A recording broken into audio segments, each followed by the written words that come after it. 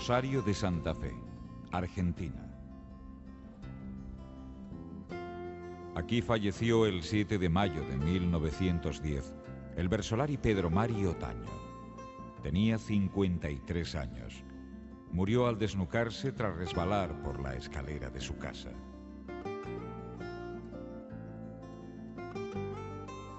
No pudo cumplir su sueño, trabajar duro como pastor y ahorrar para poder comprar una casa en el viejo país, el sueño americano de miles de vascos.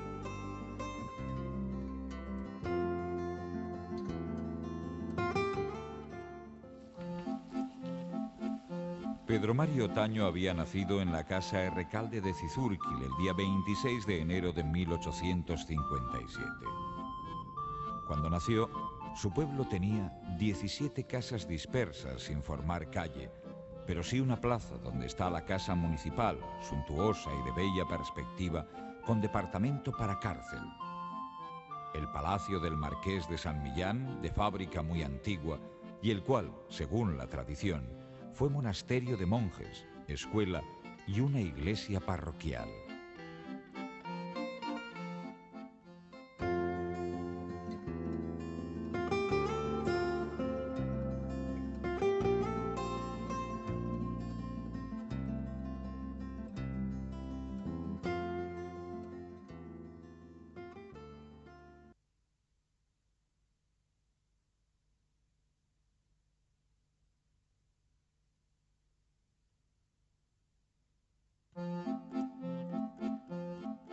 Pedro Mari Otaño pertenece a una gran dinastía de versolaris. El fundador de la misma es Pedro Otaño, llamado Errecalde Sarra. Luego viene su hijo, José Bernardo. Y por último, Pedro Mari, nieto del primero y sobrino del segundo. La relación entre tío y sobrino se mantuvo a pesar de la distancia y de las dificultades. Uste dut garbi dagoela, familiarekin izan zituen harremanak. Batez ere, bere osaba Jose Bernardokin, kartaz nola entenditzen zian, alkar, bersuak bializ, batak bestiari. Eta bersu horietan garbi agertzen da alkarrekin zuen lotura eta maitasuna. José Bernardo representó la puerta abierta para un hombre sin demasiada suerte que emigró 3 veces. En Aduna se despide de sus parientes y su tío. Este último dice adiós con este verso. Nere hilo bai, enomen zaio, Amerikara joan aia. Desiatze jot egin dezala guztiz biajea laia. Inoiz edo behin eite mazaizu, onera etorri naia. Errekaldian horredongo da zu jaio zina den oia.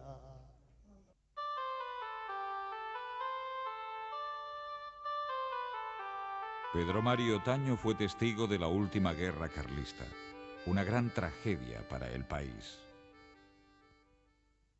1875ean joan zen Pedro Mari Ameriketara. Giroa txarra zeon garaiaitan. Karlistan gerra bete-betien zegoenez. eta hemen geren artean borroka handia zebilen. Horregatik joan zen batez ere Pedro Mari Ameriketara.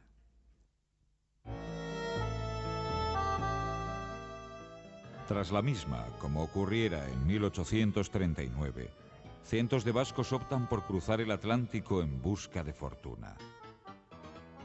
La mayor parte de ellos se dirige a los países del Río de la Plata y a Chile, donde ya existen importantes e influyentes comunidades vascas.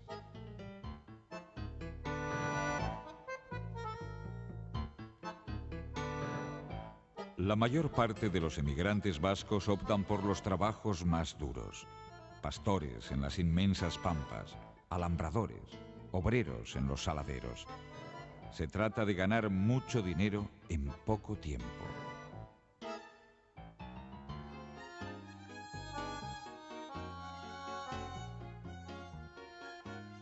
Pero no siempre lo consiguen. Aquella época coincide con la promulgación de la Ley de Inmigración y Colonización promulgada por el presidente argentino Nicolás de Avellaneda.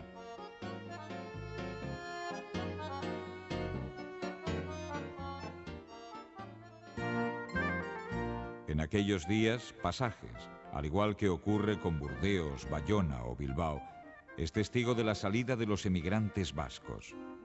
Muchos de ellos viajan engañados por ganchos y enganchadores. No parece ser el caso de Otaño, que en vísperas de embarcar en este puerto canta aquellos versos.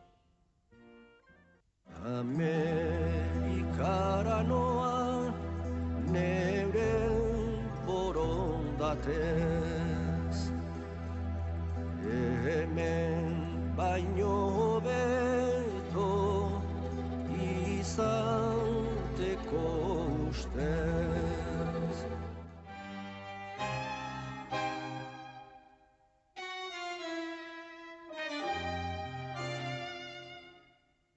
Apenas sin tiempo para conocer la capital, sale hacia la Pampa para trabajar como pastor en una estancia. Pedro Mari, atrapado en la inmensidad de las grandes praderas sin árboles, escribía su nostalgia. Había junto a su cabaña de pastor un ombú cuya imagen le recordaba el nogal de su caserío y los bosques donde pasó su juventud.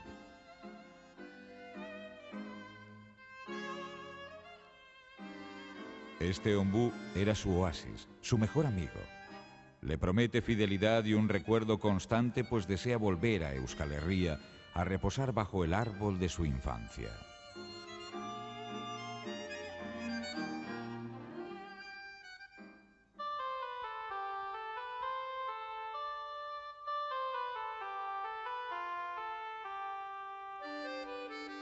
Regresa a Guipúzcoa y su primera visita es el caserío familiar de Cizurkil. Antes de traspasar el umbral, le canta a su tío que está dentro este verso. Osaba baldin ezpada duka, eginkizun handin bat hor, bedorren galde gizon bat atater ondoraino betor. Bedorrek ongi dakidena da, agintzen dana da lazor. Berak jaiozan oiaren bila iloba orantzen dator.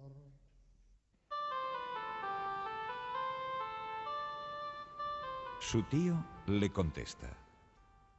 Nere iloba esaten dizut, ongi etorri zerala. Jaiotako jantziko dizut gusto handiz beriala.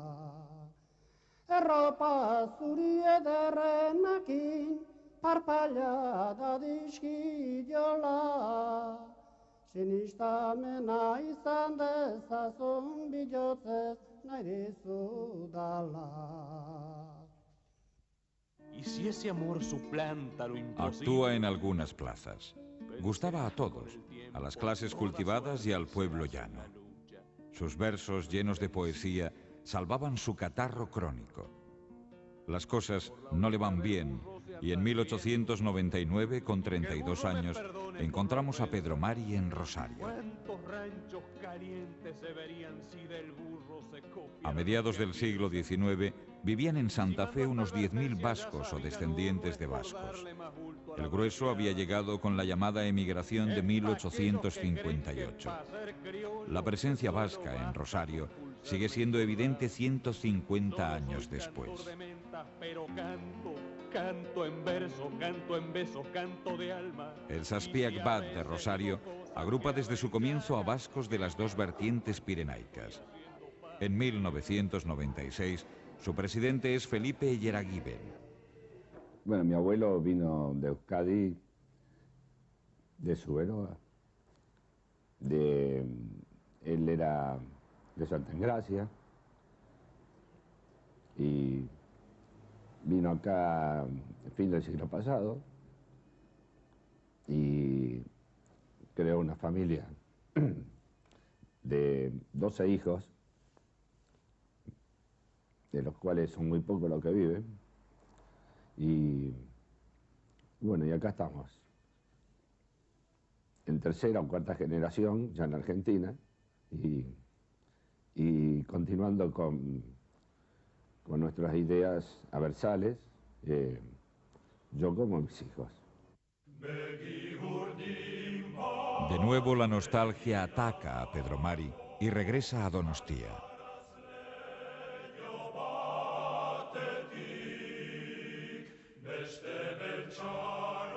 Cada vez que Otaño regresa a la capital guipuzcoana, la ciudad ha cambiado. Para entonces había alcanzado los 35.000 habitantes.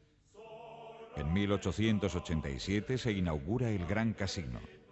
Una década más tarde, funciona el tranvía eléctrico y abre sus puertas al público la iglesia del Buen Pastor. La música a todo ello la pone Raimundo Sarriegui. Es la Belle Époque.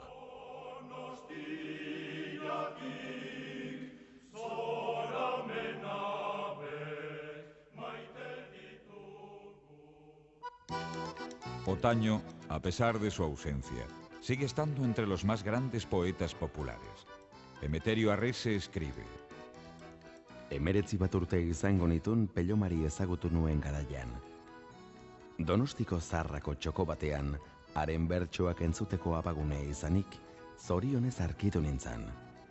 Izan ere, mendimendiko larran bilo usain, iturri naro eta gainantzeko beste eder guziak ere, berekin zitun Pedro Mariren bertso bakoitzak.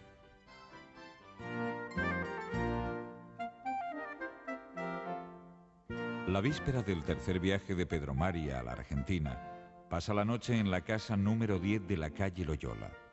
Allí acuden parientes y amigos a despedirle. Entre estos, el Orfeón Donostiarra. Su adiós fue este verso. Ez nua borondatez biharrak narama, nerekin daramazkit irun eta ama. Inor inguratu nahi badu nere gana, pozik egingo diot nere alde dana.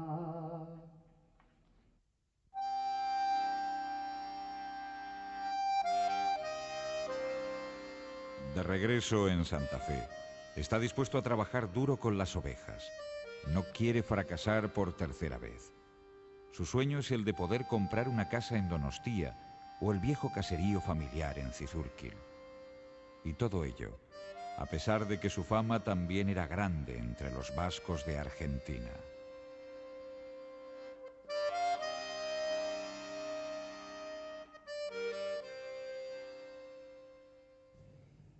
Bueno, ante todo, Otaño realizó 3 viajes a la Argentina, pero posiblemente la parte, digamos, más importante, vista de la perspectiva actual, fue su último viaje.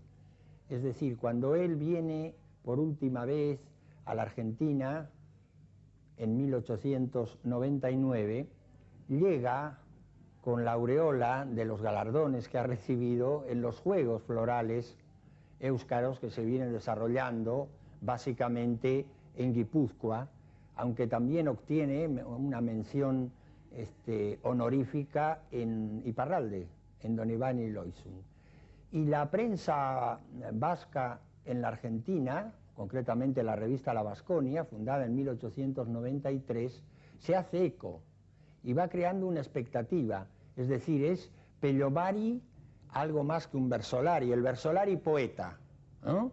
Y evidentemente produce entre los euskeldunes, que eran numerosos en aquella época en la República Argentina, una sensación de encontrarse ante un hombre al que verdaderamente, sin llegar a lo mítico de Iparraguirre, se comienza a admirar. Puede decirse que después de Iparraguirre, evidentemente, Otaño ha sido el poeta euskeldun de su época más admirado aquí, en la República Argentina, por los euskeldunes.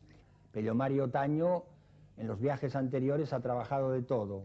Ha sido alambrador, el hombre que va por medio de un alambre limitando los vastos campos argentinos, ha poseado zanjas, ha trabajado de peón, ha sido herrero. Por aquel entonces, la primera institución vasca del país es el Centro Laurac Bat de Buenos Aires. El Centro Vasco Laurac Bat de Buenos Aires es el centro vasco más antiguo del mundo.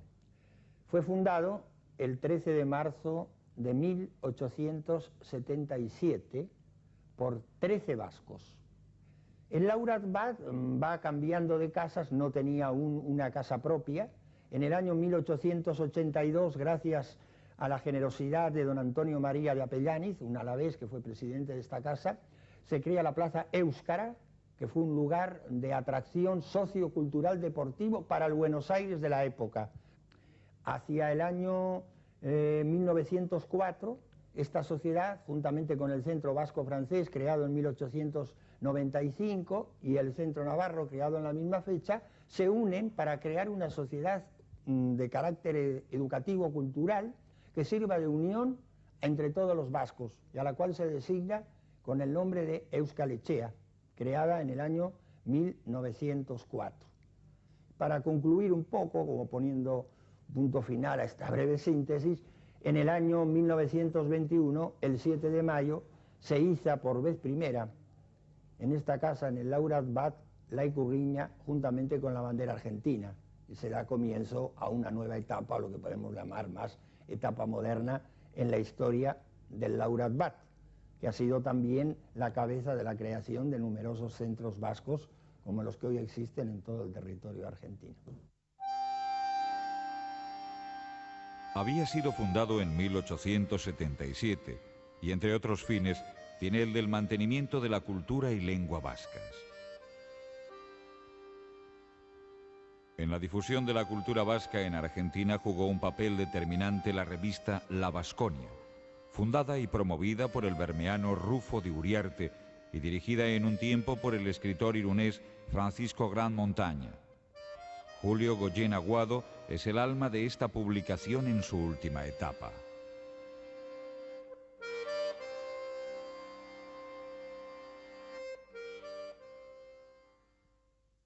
En La Vasconia, entre 1893 y los primeros 10 años, 1903, escriben las plumas, tanto del País Vasco como de toda Sudamérica, más importantes de la cultura en general. O sea, es un órgano de salida de grandes pensadores, historiadores, poetas, versolaris, etcétera, etcétera. Uriarte, acompañado de Gramontagne, empieza a recorrer la campiña bonaerense y se encuentra que hay vascos en cada pequeño pueblito de la campiña, unos que tienen un almacén de ramos generales, otros que son alambradores, otros que tienen hornos de ladrillo, otros que tienen una estancia con vacas. O sea, que los vascos estaban diseminados por toda Argentina, pero sobre todo sobre la pampa húmeda. Pero en la pampa húmeda trabajando, no se quedaron en la ciudad como la colonia española o la colonia italiana. La italiana construyendo casas, la española abriendo bares. No, los vascos se fueron a la campiña, donde pudieron recoger después de un esfuerzo muy tremendo, muy grande y muy sacrificado, y ser grandes propietarios de grandes terrenos, de extensiones de campo.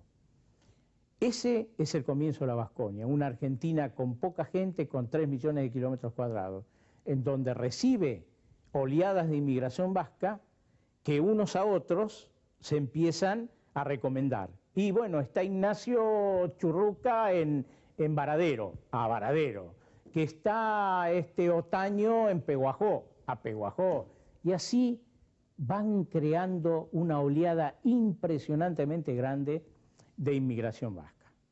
Unos se ayudan a otros. ¿Por qué? Y porque tenían algo común, la lengua. Todo el que venía de allá, en la inmensa mayoría, habla correctamente el euskera. Por lo tanto, ese era el lazo de unión de estos vascos que llegaban a las pampas argentinas, allá cerca de la Antártida, allá donde se pierde el sol, para encontrar un paisano que les abría los brazos para poder trabajar. Pedro Mario Otaño viaja a Argentina con cartas de recomendación de la Unión Artesana y del Consistorio de los Juegos Éuskaros para la Sociedad Laurac Bat de Buenos Aires. Una de las actividades más relevantes de este centro desde sus comienzos fue el mantenimiento de un coro propio que apareció y desapareció según las épocas, hasta que en 1939, inspirado y dirigido por el padre Mallea, se funda de forma independiente el Lagun Onak. Otaño no fue ajeno a la actividad coral de la primera institución vasco-argentina.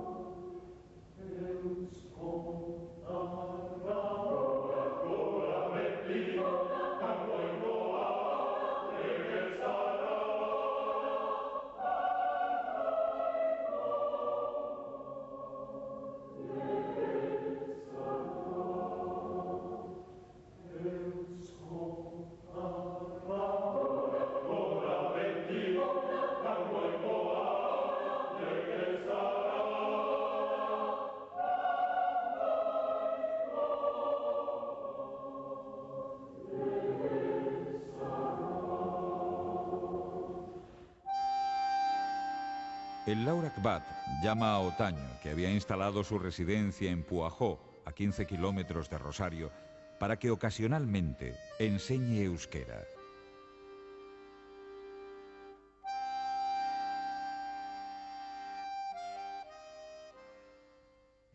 El Centro Vasco Laurac Bat le confía el que sea el primer profesor en Argentina que se conoce de euskera.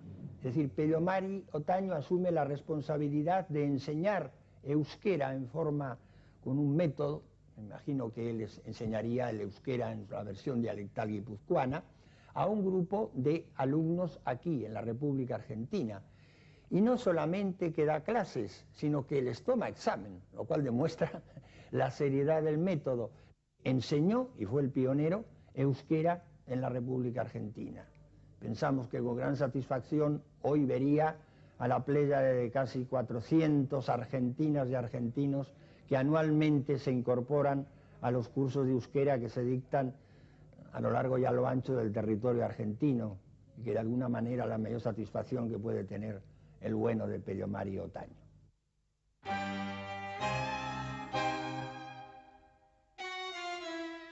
Pero su relación con el centro va más allá. Uno de sus directivos, Félix Ortiz Sanpelayo, le propone escribir una ópera. Félix Ortiz Sanpelayo escribe la música y Pellomari Otaño pone la letra a la obra que se va a llamar Arsay Mutilla y que se estrena en Buenos Aires en febrero del año 1900 en el Teatro Victoria, teatro que había sido inaugurado hacia el año, en la década del 80, y que desapareció posteriormente allá por el año 1945. Es un teatro que está muy unido a lo vasco. La obra fue repuesta en 1926 en el Teatro Colón, el más importante de Argentina. Uno de quienes participa en el estreno de la obra es José María Aldasoro, el hijo del maestro de Asteasu, quien junto a su paisano, Antonio Irazu, organiza la inmigración de vascos a la Argentina.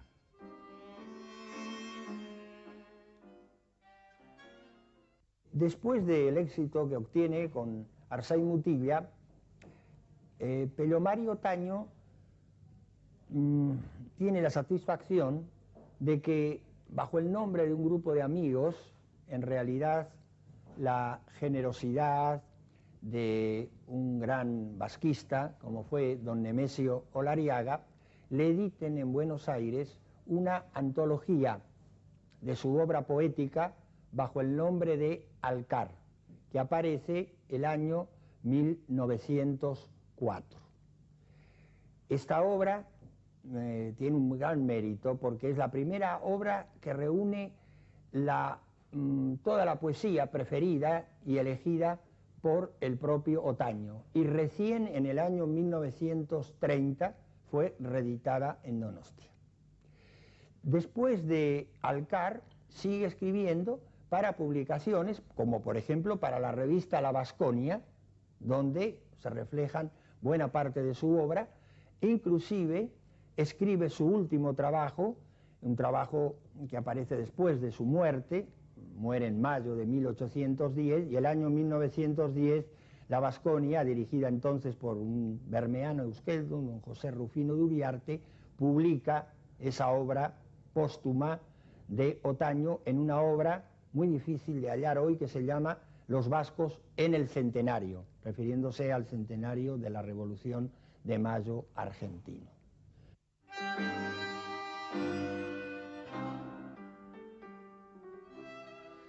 Hay que recordar que en aquellos días, en Argentina, se imprimen numerosos verso-papera que los poetas populares distribuyen por tabernas y frontones, recogiendo algunos centavos.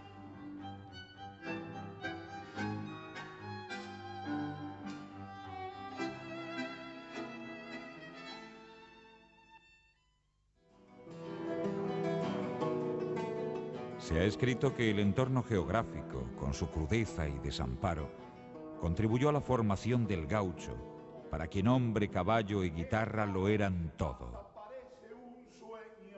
¿No fue Pedro Mari Otaño una suerte de gaucho? Hay algo que relaciona al versolari vasco con el payador pampeano.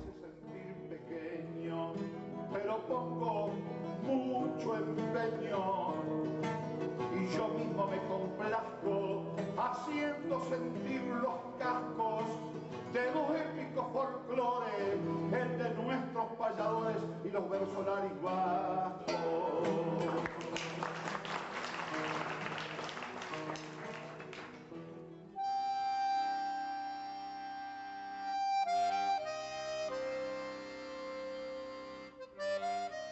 La nostalgia puede con Pedro Mari. Su obsesión es la de ganar dinero y regresar para poder vivir sin problemas. Sin embargo, el 7 de mayo de 1910, un mal paso acabó con su vida en Rosario de Santa Fe. Dejó viuda y 6 hijos en una tierra generosa con los de su estirpe. Kafia hartutzen dut egunian bi aldiz, baita pasiatu ere nik nahi jainaz aldiz. janedan haren faltik ez, osasuna berriz, aita